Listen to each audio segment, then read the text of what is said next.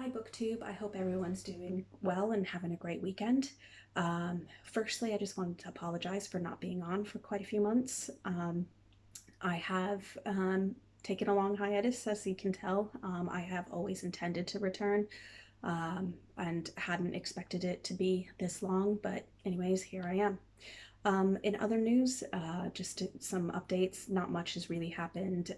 Well, some quite big things at work, but not much in my personal life. Other than, I had COVID recently, and it was unusual in that the symptoms were so mild that, if I hadn't taken a test, I would have thought it was just a head cold. So I'm very grateful and fortunate that I managed to get away with just having a very mild case of COVID. So thank goodness for 3 vaccines and mild variant. But anyways, the reason why I hop back on today is because I wanted to do a very quick book review on this, which is The Witch's Heart by Genevieve Gornichec. This was published last year in 2021, and it's by Titan Books. So if you watch my channel, you know that I mainly read nonfiction, history, anthropology, archaeology. So I have quite a narrow range of books that I read, admittedly. And I think I've mentioned in the past that I do tend to get frustrated and bored with pieces of fiction quite quickly. But if I do find a piece of fiction that I really enjoy, then that speaks volumes, because I can pretty much tell instantly, maybe within the first 3 pages of reading a piece of fiction, whether or not I'm gonna like it. And this book really hooked me in after the first few pages.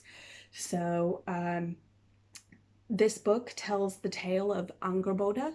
Apologies for my pronunciation if I'm not saying that right, but Angerboda in Norse mythology is the mother of Fenrir, Hel, and the Midgard serpent. I can't remember the pronunciation of his names.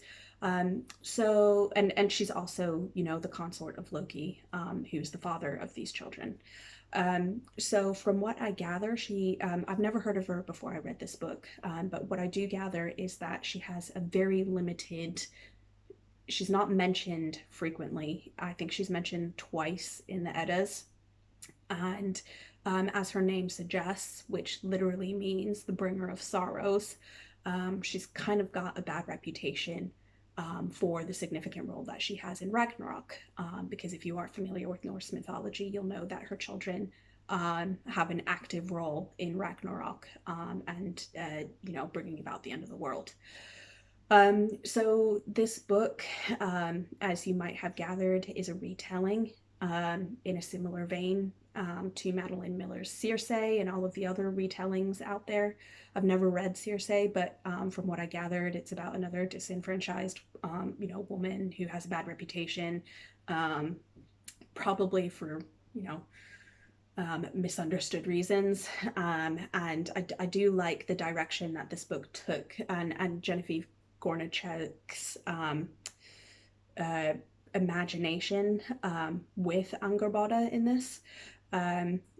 She really breathed life into this character and gave her depth and humanity and feelings. And this book, I think she did a good job of imagining her and Loki's relationship from when they first met, to the upbringing of their children and the absolute heartbreak that follows when Angerboda's children are taken from her.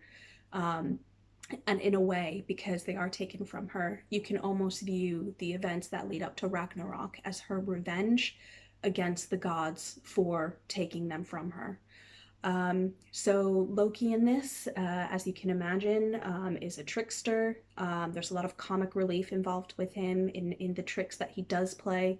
But he's also at points in this book just utterly spineless, which I think Gornichec does try to portray him as deliberately in this particular narrative to just allow events to unfold the way they did. So I like pieces of fiction that make me feel. I don't read fiction to think, I read it to feel. And this book definitely, was heart wrenching.